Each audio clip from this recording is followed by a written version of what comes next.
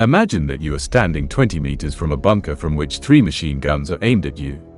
You have 30 kilograms of napalm on your back. One shot and you will turn into a human torch.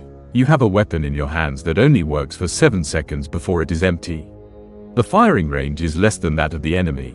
You are the most visible target on the battlefield. The Japanese snipers have been ordered to shoot at you first. If you are captured, you will be tortured in a particularly sophisticated way for the weapons you carry. It was the work of a flamethrower on Iwo Jima in February 1945. Of the 380 Marines who landed on this cursed island with M22 flamethrowers, only 18 people returned home. The loss rate is 94.7%. This is the highest death rate among all military specialties in the entire Second World War. For comparison, the average infantry losses on Iwo Jima were about 30%. Being a flamethrower meant having a 3 times lower chance of survival than an ordinary Marine. And yet, without these people, Iwo Jima would have been impossible to take. The American command called the flamethrower the best and worst weapon of the Pacific War. The best, because only it could burn the Japanese out of their underground fortresses. The worst, because everyone who picked it up signed their own death warrant. This is the story of why a small volcanic island became the bloodiest battle in the history of the United States Marine Corps. And why the flamethrowers paid the highest price for victory. An island that couldn't be bypassed. Iwo Jima is a piece of volcanic rock with an area of only 21 square kilometers, sticking out of the Pacific Ocean 1,200 kilometers south of Tokyo. The place is so inhospitable that even the name translates as Sulfur Island because of the volcanic gases that constantly ooze out of cracks in the ground. The soil temperature in some places reaches 60 degrees Celsius. There is almost no vegetation. There is no fresh water at all. But by 1945, this infernal piece of lava had become the most strategically important location in the entire Pacific War. The reason was simple: geography. Iwo Jima was located exactly in the middle between the American-occupied Mariana Islands and Japan. The new B-29 Superfortress bombers could reach Japanese cities from the Mariana Islands, but that was the limit of their range.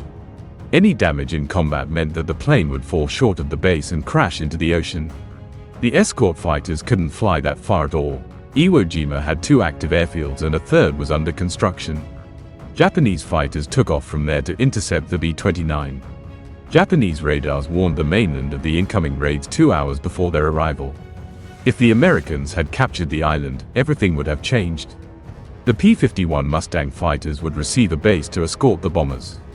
Damaged B-29s could make emergency landings instead of falling into the ocean. The Japanese early warning system would have been blinded. During 36 days of fighting, 2,400 B-29 bombers made an emergency landing on Iwo Jima, which is 24,000 lives of American pilots saved by the capture of the island. But first he had to be taken, and the Japanese turned Iwo Jima into the deadliest fortress in the history of the war. Japanese General Tadamichi Kurabayashi arrived on Iwo Jima in June 1944 and immediately realized that the traditional defense on the beaches was doomed to failure.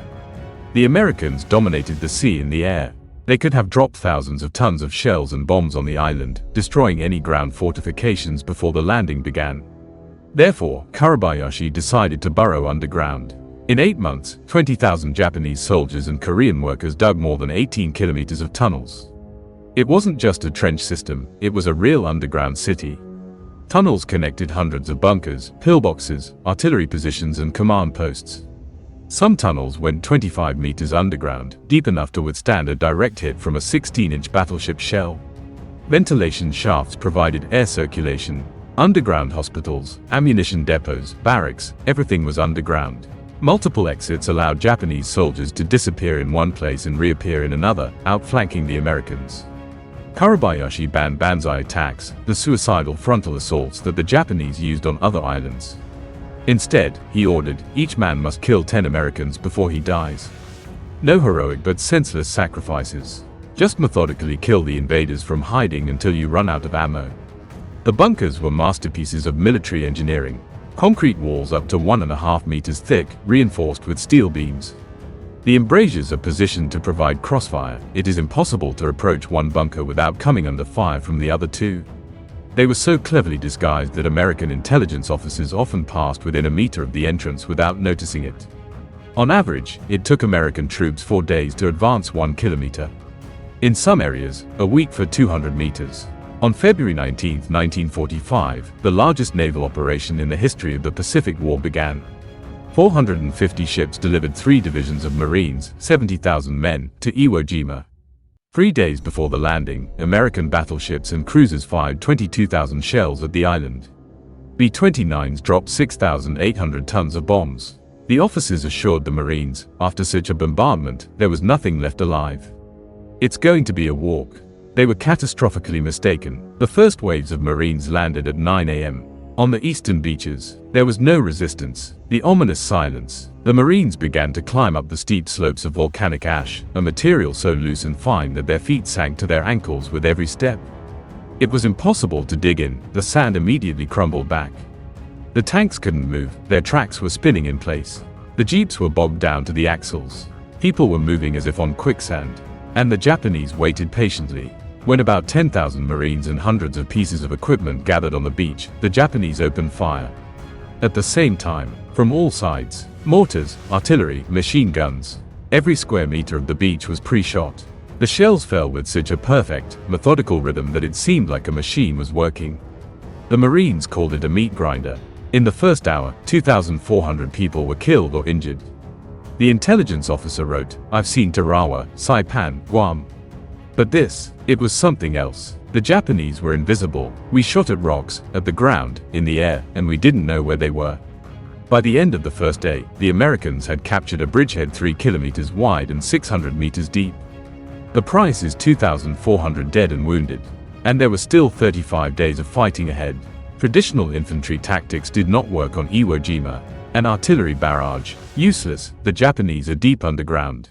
Assault groups with rifles. Suicide, machine gun fire was being fired from every cave and pillbox.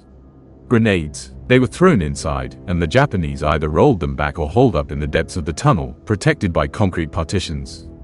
There was only one weapon left that could burn the Japanese out of their holes, a flamethrower. The M22 is a portable flamethrower adopted in 1943. The design was simple and deadly. There are 2 tanks on the operator's back, one with napalm 15 liters of thickened gasoline, the second with nitrogen under pressure. A hose leading to a spray gun with an igniter. The weight of the complete equipment is 31 kilograms. You pull the trigger and the nitrogen squeezes the napalm through the nozzle. An electric igniter ignites the jet. A fiery stream with a temperature of 1000 degrees Celsius bursts out of the trunk. The effective range is 20 yards 18 meters. The maximum with a fair wind is maybe 30 yards. A full tank was enough for 7 to 10 seconds of continuous operation. Usually the operators fired napalm in short bursts of 1 to 2 seconds, receiving about 10 shots. 7 seconds of work, 30 kilograms of weight, 18 meters range, against the enemy with rifles that shoot at 500 meters and machine guns that shoot at 1000 meters. The math was simple and terrible. To use a flamethrower, you had to get so close to the enemy that he couldn't miss. And at the same time carry 30 kilograms of flammable substance on your back. Japanese commanders quickly realized that flamethrowers were the key to American tactics. Destroy the flamethrower and the assault team will get stuck in front of the bunker for hours, suffering losses. The orders were clear: shoot the flamethrowers first. Snipers received special bonuses for the killed flamethrower operators. The machine gunners had to concentrate their fire on any figure with tanks on their backs. The flamethrower was visible from 100 meters away. The silhouette with 2 cylindrical tanks is unique. It cannot be confused with anything else. Some operators tried to disguise themselves by covering the tanks with a cloth or dirt. It didn't help much. As soon as you pull the trigger and a 20-meter-long jet of flame shoots out, questions about your specialty disappear. Worse, if a bullet or splinter penetrated a napalm tank, the operator turned into a living torch. Theoretically, the tanks were armored with light steel. In practice, a fragment of a large-caliber machine gun or a near-burst grenade pierced them without difficulty. Private James Smith, one of the few surviving flamethrowers, recalled, "The scariest thing is not the fire you release. It's the knowledge that you carry your own crematorium on your back. Every time a shell explodes nearby or a bullet whistles, you think, now I'm going to catch fire. And there's nothing you can do. These tanks don't come off in a second." And if the flamethrower was captured, it was a fate worse than death.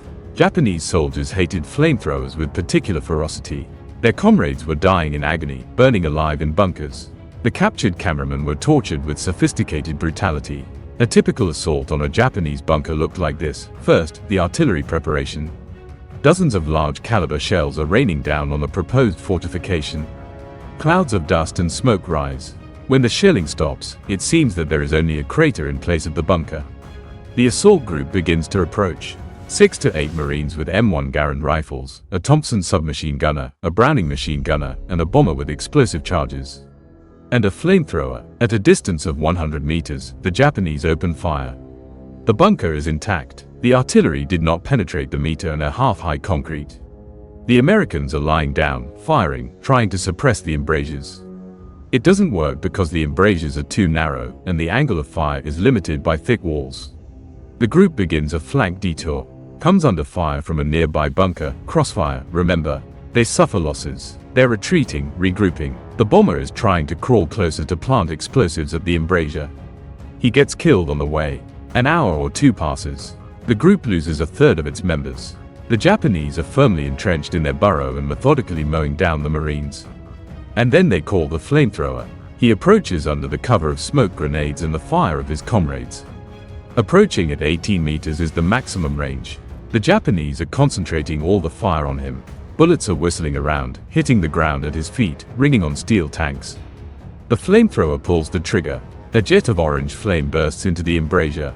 The temperature inside the hopper instantly jumps to 1000 degrees. Napalm is sticky. It doesn't just burn, it sticks to everything, to walls, to floors, to people. It burns for a long time, up to 10 minutes. In an enclosed space, fire instantly burns out all oxygen. Japanese soldiers die from burns, suffocation, or carbon monoxide poisoning in seconds. Some operators used the wet shot technique. First they released a jet of unburned napalm into the bunker, pouring everything inside, and then they set it on fire. The bunker turned into a blast furnace. Sometimes the Japanese ran outside, engulfed in flames, burning live torches, screaming, shooting blindly. They were killed with rifles. After that, the group could move on to the next bunker, and to the next one, and to the next one. A flamethrower rarely lived to see the fourth. The losses among the infantry flamethrowers were so terrible that the American command was looking for an alternative.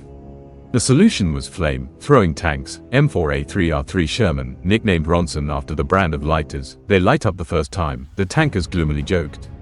The design was ingenious. A 1,100-liter napalm tank was placed in the tank body. The flamethrower was installed instead of a frontal machine gun. The firing range is up to 100 yards 90 meters, 5 times that of the infantry M2-2. Thick armor protected the crew and the flammable fuel. 8 such tanks landed on Iwo Jima in the first days of the operation. They changed the course of the battle. The tank could approach the Japanese bunker under fire, withstanding hits that would kill a dozen infantrymen. Then release a powerful jet of flame that burned out not only the bunker itself, but also the tunnels connected to it 20 to 30 meters deep.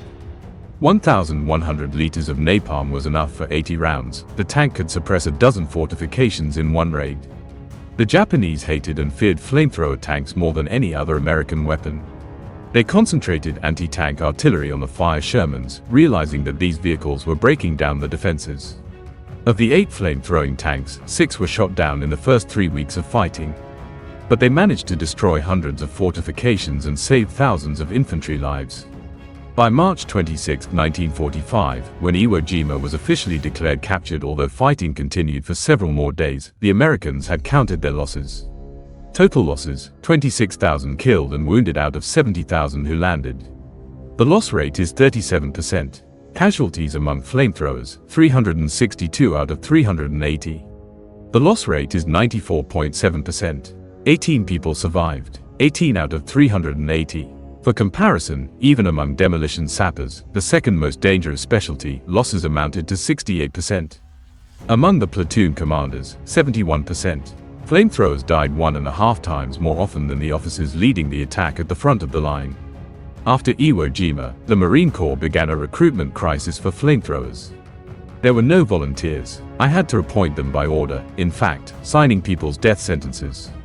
Iwo Jima veteran, Sergeant Don Graves, when the commander called you and said, "You were appointed a flamethrower," it was worse than the verdict of the tribunal.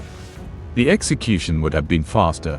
The flamethrower died slowly. With each task, the chances faded, and everyone knew it. But it was the flamethrowers who made victory on Iwo Jima possible.